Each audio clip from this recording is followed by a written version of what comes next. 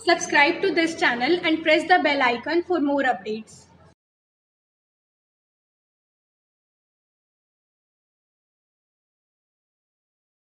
Hello student, welcome to Shukla institute. Student, आज मैं binomial chapter जो फर्स्ट हाफ आपको 1 to 8 वीडियो में मैंने दिया है विद टेस्ट के साथ। अब दूसरा पार्ट जो है वीडियो 9 से शुरू हो रहा है, जिसमें सबसे पहले एग्जांपल 5, 7, 8, 9 है आपका। उसी पे बेस्ड में कुछ आपको एग्जांपल अपने दे रहा हूँ ताकि आपको ये सब टॉपिक क्लियर हो जाए। इसके अंदर जो है सबसे पहले है फाइंड R+1 टर्म, जिसे बोलते हैं जनरल टर्म। यानी मेन 4 टॉपिक है इसमें। एक जनरल टर्म है, दूसरा मिडल टर्म है। मिडल टर्म के भी 2 पार्ट होते हैं, और मिडल टर्म के बाद जो है इंडिपेंडेंट टर्म है स्टूडेंट, और उसके बाद जो 4 टॉपिक है फाइंडिंग कोफिशिएंट।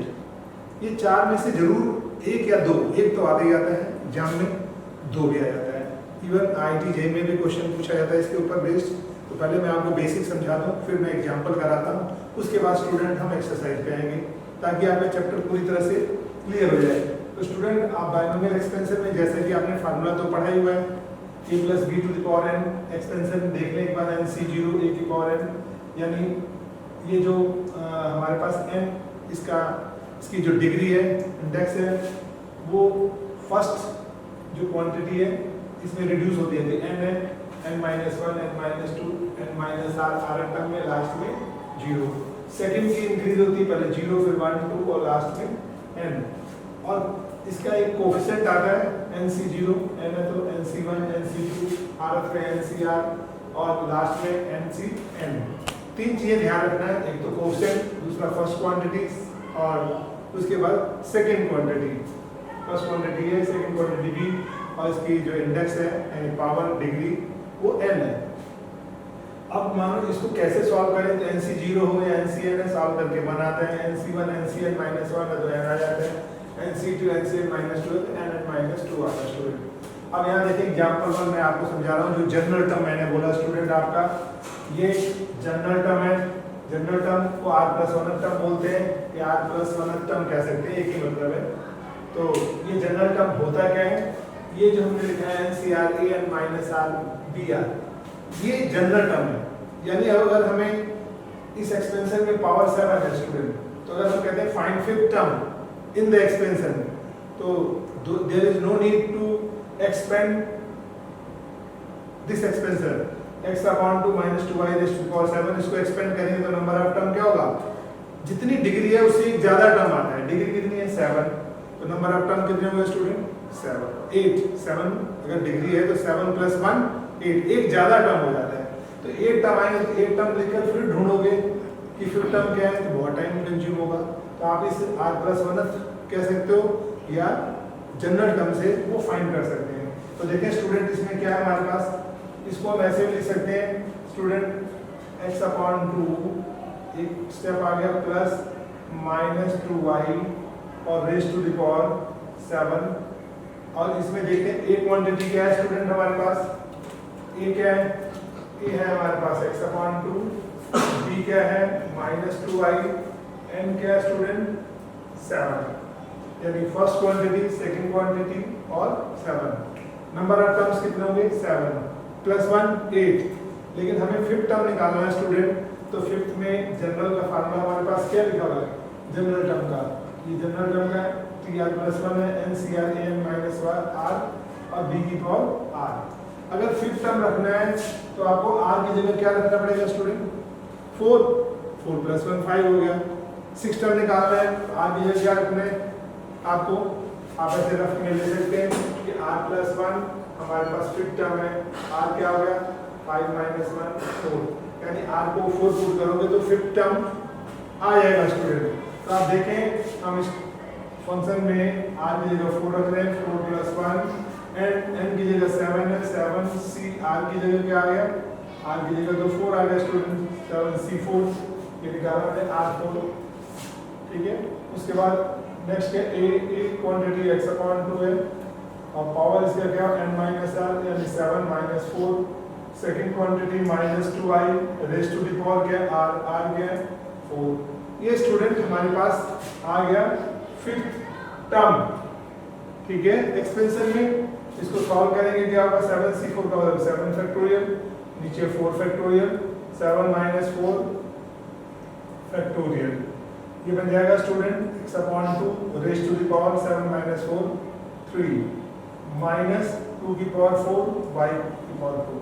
कुछ बच्चों को एक्सपेंशन नहीं आता होगा स्टूडेंट, तो ये जो बाइनोमियल थ्योरम है इसके पहले 1 to 8 वीडियो अगर आप देखेंगे तो आपको इजीली ये सब कुछ समझ आ जाएगा और आसानी से कर लेंगे। आप पूरा चैप्टर करना चाहते हैं तो स्टार्टिंग से देखें वीडियो और उसके बाद आपको बिल्कुल क्लियर होगा। आप देखें स्टूडेंट, ये हमारे पास आ गया।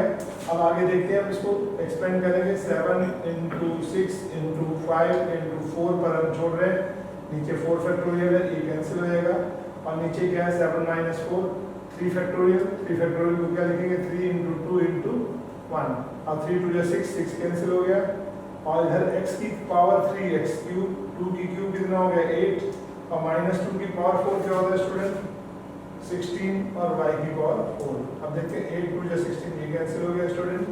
अब ये हो गया हमारे पास 2 5 10 10 और इनटू 7 70 x क्यूब और y की पावर 4, ये हो गया 5th term.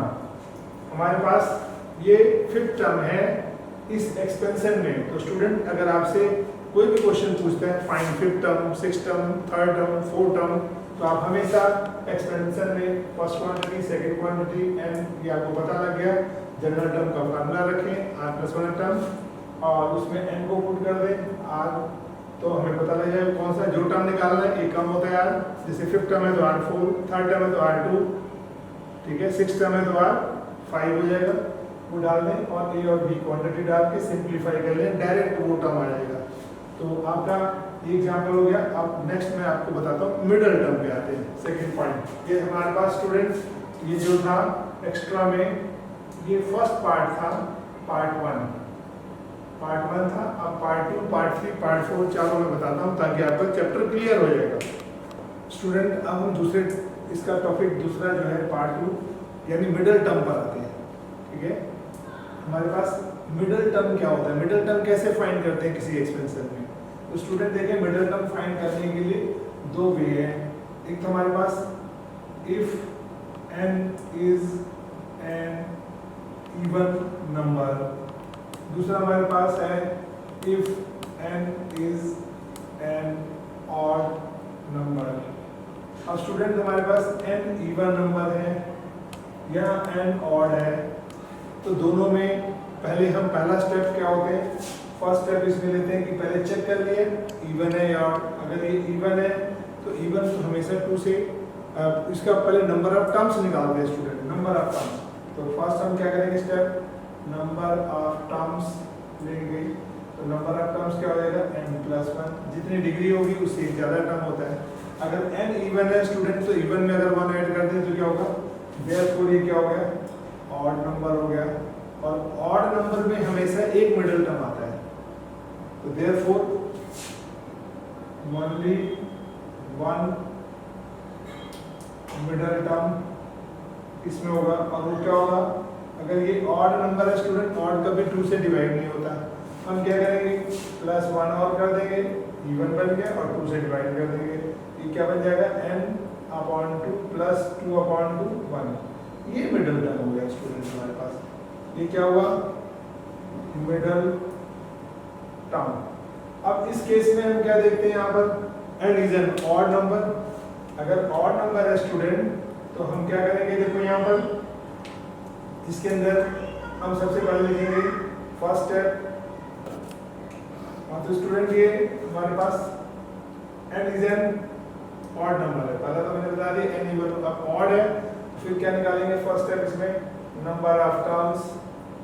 Number of terms क्या हो जाएगा स्टूडेंट n+1। अब n+1 n जब ऑड था तो 1 ऐड होगा तो क्या बन गया स्टूडेंट इवन, ये बन गया इवन नंबर हमारे पास। अगर इवन नंबर आए, इवन होने की वजह से 2 टर्म होते हैं स्टूडेंट इवन में। कैसे होंगे 2 टर्म, पहले तो हम क्या करेंगे इवन है तो 2 से डिवाइड हो जाएगा। फर्स्ट मिडिल टर्म हमारे पास क्या होगा n+1/2। सेकेंड मिडिल टर्म क्या हो जाएगी स्टूडेंट n+1/2 + 1। ये दोनों मिडिल टर्म हो गए। तो इस तरह से स्टूडेंट हम मिडिल टर्म किसी भी एक्सपेंशन में निकाल सकते हैं। स्टूडेंट देखें एग्जांपल, जैसे हमारे पास एक एग्जांपल लेते हैं और ये हमने लिखा x/2 माइनस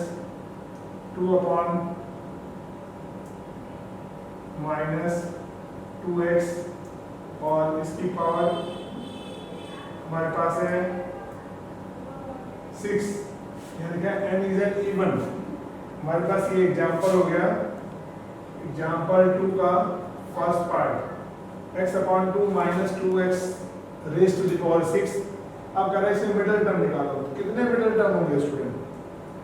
ये डिग्री 6 है, यानी इवन नंबर है। अब इवन नंबर है तो नंबर ऑफ टर्म्स क्या होंगे स्टूडेंट?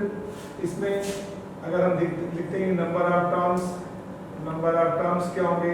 6 + 1 7। 7 क्या हो गया? ऑड, और ऑड हो तो एक ही मिडिल टर्म होता है, तो देयरफॉर मिडिल टर्म क्या होगा इसमें? 7। ऑड तो 2 से डिवाइड नहीं होता, 1 ऐड करके 2 से डिवाइड कर देंगे, 8/2। फोर्थ टर्म ये मिडिल टर्म होगा। तो स्टूडेंट देखो, आप ऐसे भी कह सकते हो इसको, अगर हमारे पास डिग्री कितनी है? डिग्री हमारे पास अगर 6 है तो नंबर ऑफ टर्म कितने बनेंगे? 7। 1 2 3 4 5 6 7। अगर मिडिल टर्म निकालना है तो मिडिल क्या है? एक इधर कैंसिल किया, इधर एक इधर एक इधर एक इधर इधर, तो बीच में 4 थी तो आया मिडिल टर्म। सेंटर में मिडिल टर्म 4 आ रहा है, वो 4 निकल गया।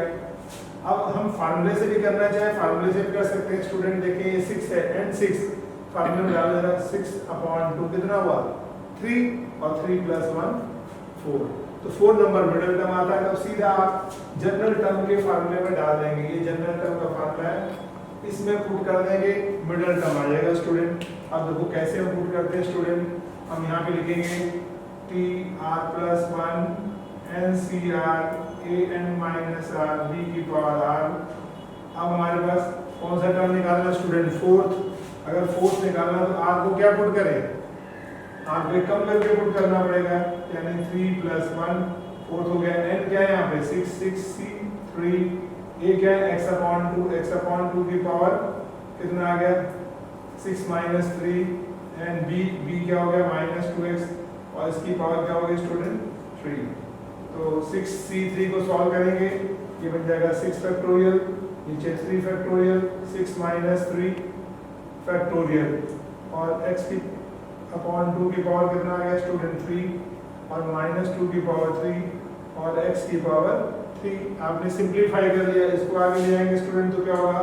6 फैक्टोरियल को 6 × 5 × 4 × 3 फैक्टोरियल, नीचे 3 फैक्टोरियल है, ये कैंसिल हो जाएगा स्टूडेंट, और 6 - 3 बच गया, वो भी 3 × 2 × 1 आ जाएगा, x की पावर 3, 2 की पावर 3 8, और -2 की क्यूब -8, और x की पावर 3। तो ये देखो सिंप्लीफाई हो गया स्टूडेंट।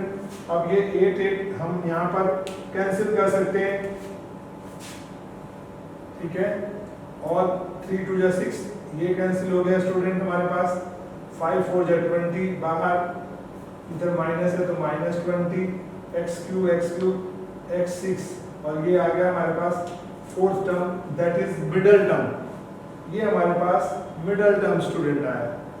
अब देखते हैं हमारे पास इसके अंदर ऐसा होना चाहिए टर्म जो n इज ऑड हो, n इवन था, ऑड के लिए स्टूडेंट क्या हो सकता है? जैसे सपोज हमने ये एग्जांपल सेकंड का सेकंड पार्ट लिखते हैं, हम लिखते हैं x + y raise to the power, हमने 7 कर दिया student, x + y raise to the power 7। अब देखते हैं अगर ये 7 है तो पावर क्या हो गया? नंबर ऑफ, लिखा ना n इज ऑड, ऑड होगा तो नंबर ऑफ टर्म्स क्या हो जाएंगे? नंबर ऑफ टर्म्स इसमें बन जाएगा 7 + 1 8। अगर number of terms student even है तो 2 मिडल टर्म आते हैं, ठीक है, तो वो कैसे आएगा? 2 मिडल टर्म, इसका हाफ कर दो और एक प्लस कर दो, ठीक है, तो मिडल टर्म क्या हो जाएगा इसमें? फर्स्ट मिडल टर्म क्या होगा? इसका हाफ कर दें 4, और सेकंड मिडल टर्म क्या हो जाएगा स्टूडेंट? 4 + 1 5th। अगर फार्मूले से आना है स्टूडेंट, फार्मूले में देखो n 7 है, 7 + 1 8/2, और 7 प्लस 1 8/2 4 और 1 5। फार्मूले से भी चाहो कर लो, जनरल तरीके से भी कर सकते हैं। तो अगर हम इसमें देखते हैं middle term, first middle term निकाल रहे हैं स्टूडेंट, तो क्या हो जाएगा tr प्लस 1 4 टर्म है तो 3 प्लस 1 डाल दें स्टूडेंट। और हमारे पास ncr n क्या है 7 7 c3 x की पावर 7 माइनस 3 y की पावर 3। ये बन जाएगा 7 फैक्टोरियल 3 फैक्टोरियल 4 फैक्टोरियल x की पावर 4 और y की पावर 3। 7 को सॉल्व करेंगे 7 6 5 इंटू 4 फैक्टोरियल स्टूडेंट, नीचे 3 into 2 into 1 into 4 factorial x4 y cube 4 4 cancel हो गया 3 to the 6, ये कैंसिल हो गया हमारे पास, ये दोनों कैंसिल 7 5 35 x4 y क्यूब। ये मिडिल टर्म आ गया हमारे पास। मिडिल टर्म कौन सा आया? फर्स्ट मिडिल टर्म आया स्टूडेंट। ऐसे इसमें सेकंड मिडिल टर्म निकालना है तो सेकंड मिडिल टर्म क्या हो जाएगा?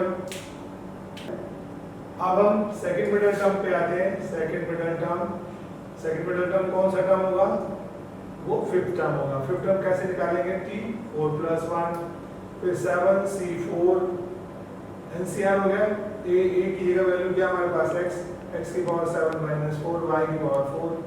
इसको सॉल्व करेंगे 7 factorial 4 factorial 7 minus 4 3 factorial x cube y 4 7 को लेंगे 7 6 5 इंटू 4 फैक्टोरियल नीचे 4 factorial into 3 into 2 into 1 x cube y 4। इसके बाद देखते हैं 4 फैक्टोरियल ये कैंसिल हो गया 3 to 6 7 5 35 x क्यूब y 4। ये हमारे टर्म 5 आ गया। देयरफॉर ये जो 4 टर्म था स्टूडेंट हमारे पास, ये निकला हमारे पास टर्म 4 और ये टर्म 5, ये दोनों मिडिल टर्म इसके हो गए। ठीक है, तो आप ये ध्यान रखो जब भी कभी किसी एक्सपेंशन में डिग्री ये 7 है जैसे ऑड डिग्री ऑड होगा तो नंबर ऑफ टर्म्स एक ज्यादा होगा, प्लस 1 करोगे ऑड में तो इवन आ जाएगा।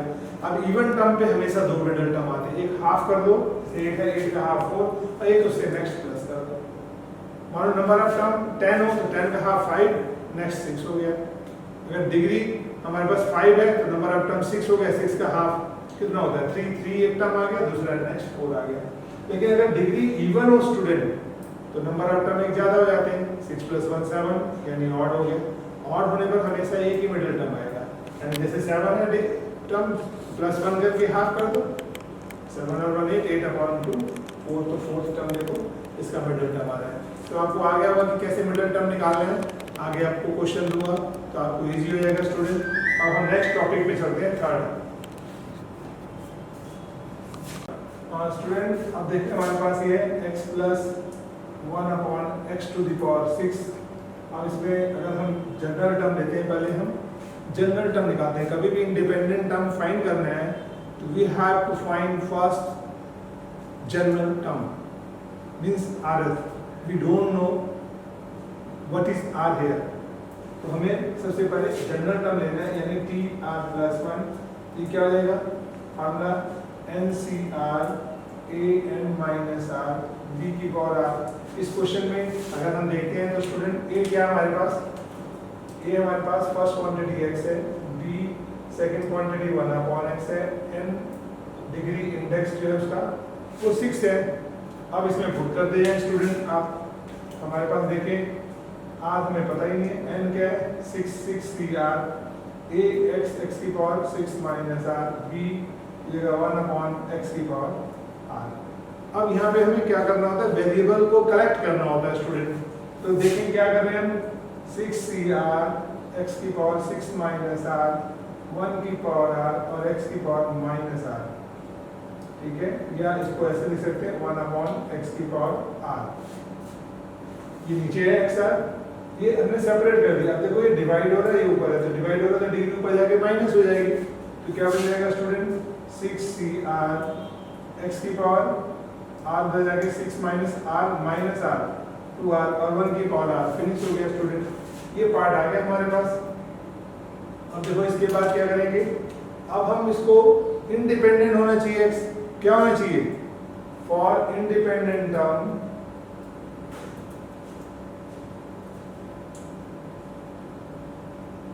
x should be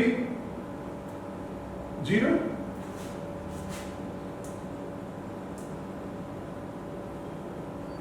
और independent term x to the power 6 minus 2r equal to x to the power 0। इसे हम कंपेयर करेंगे, x to the power 6 minus 2r को x0 से, यानी इंडिपेंडेंट ऑफ x है।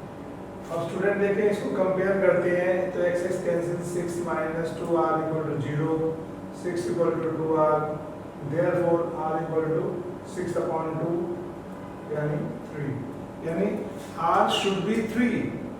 in this case the term will independent of x, यानी variable finish हो जाएगा अगर r 3। हमें ये नहीं पता था क्या है r, what is r, r हमने फाइंड कर लिया स्टूडेंट। अब हम यहाँ पर इसमें जहाँ पे r है r की वैल्यू 3 पुट कर देंगे, तो देखें क्या होगा, r 3 plus 1 ये 3 plus 1 और 6 c r मिलेगा 3 x की पावर 6 2 into r मिलेगा 3, ये 6 फैक्टोरियल 3 फैक्टोरियल और 6 माइनस 3 फैक्टोरियल और x की पावर 6 माइनस 6 क्या हो गया 0।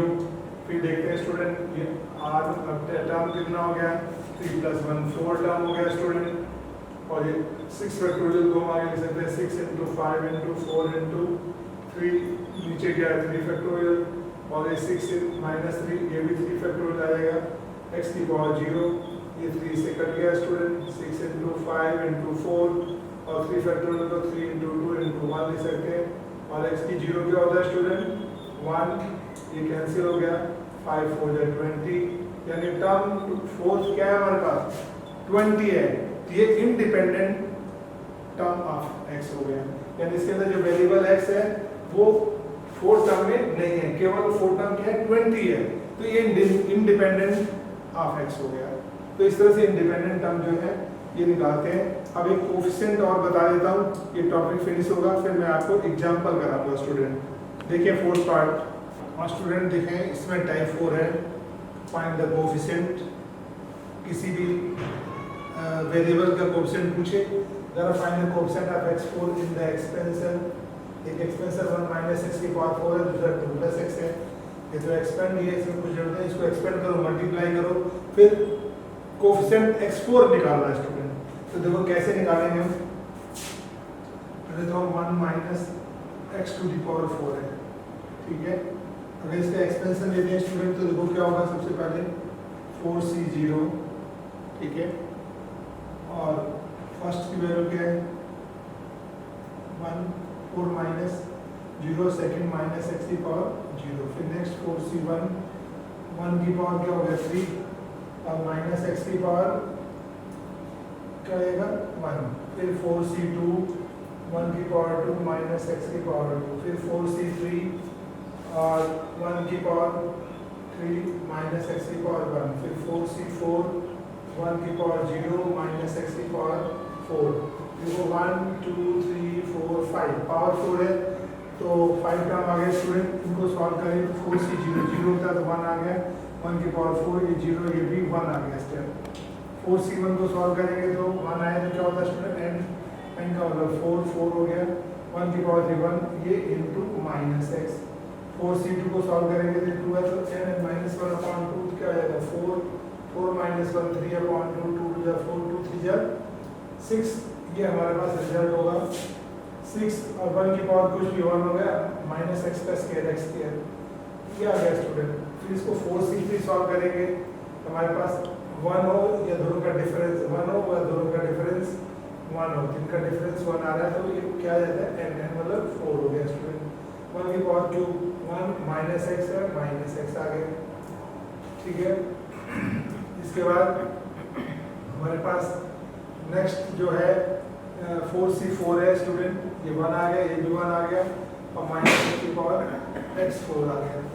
अब देखते हैं हमारे पास एक्सपेंशन क्या आया 1 minus 4x plus 6x square minus 4x plus x4, यानी इसको हम ऐसे लिख सकते हैं 1 minus 8x plus 6x square और प्लस x4, ये 1 माइनस x की पावर 4, हमें दिया 1 माइनस x की पावर 4 इंटू क्या दिया हुआ है 2 प्लस x, इनको मल्टीप्लाई करना है। इसकी वैल्यू क्या थी स्टूडेंट, ये 1 माइनस 8x, इसके बाद 6x स्क्वायर और x की पावर 4 इंटू 2 प्लस एक्स। अगर इसको मल्टीप्लाई करते हैं स्टूडेंट तो देखो क्या आता है हमारे पास, 2 से मल्टीप्लाई करेंगे 2 2 8 जा 16x 2 6 जा 12x स्क्वायर और 2x4, फिर x से मल्टीप्लाई करते हैं इसको x minus 8x square plus 6x cube और प्लस x 5। अब इसमें देखते हैं हमारे पास 1 माइनस x की पावर 4 और 2 प्लस x है। क्या इसमें x4 किसी टर्म में है स्टूडेंट? तो आप देखते हैं हमारे पास ये टर्म है केवल, जिसमें क्या बचा है x की पावर 4, और कोई x की 4 है यहाँ पे नहीं। तो इसमें बोला find the coefficient of x4। हमारे पास ये जो टर्म है जिसमें x4 इन्वॉल्व कर रहा है, तो हम लिखेंगे therefore coefficient of x4 is 2। इसका जो कोफिशिएंट है वो क्या है हमारे पास 2। अगर बोलता कोफिशिएंट ऑफ x5 तो क्या हो जाता है, कोफिशिएंट ऑफ x क्यूब 6 हो जाता है, कोफिशिएंट ऑफ x स्क्वायर -8 हो जाता है, -8 और एक और ये है तो 12x square minus 8x square कितना हो जाता है 4x स्क्वायर, x स्क्वायर का कोफिशिएंट 4 हो जाता है। कांस्टेंट टर्म पूछता है तो कांस्टेंट टर्म खाली 2 है यहाँ पर, तो कुछ भी पूछ सकता है, किसी की डिग्री का कोफिशिएंट पूछ सकता है स्टूडेंट, तो आप निकाल सकते हैं। तो देखा स्टूडेंट आपने, मैंने इस वीडियो लेक्चर में आपको जो है अभी 5 6 7 8 9 एग्जाम्पल डिस्कस नहीं किया, लेकिन बेसिक के लिए आपको मैंने इसके अंदर अपनी तरफ से एग्जाम्पल दिए ताकि आपको ये टॉपिक क्लियर हो जाए स्टूडेंट। अब I think each and everything clear in your mind regarding the topic and now you can do easily. अब मैं आपको नेक्स्ट वीडियो लेक्चर में ये 5 6 7 8 9 जो वीडियो लेक्चर 10 आएगा उसमें मैं इसके पूरे सोल्यूशन दूंगा ताकि आपको और क्लियर हो जाएगा स्टूडेंट। Thank you.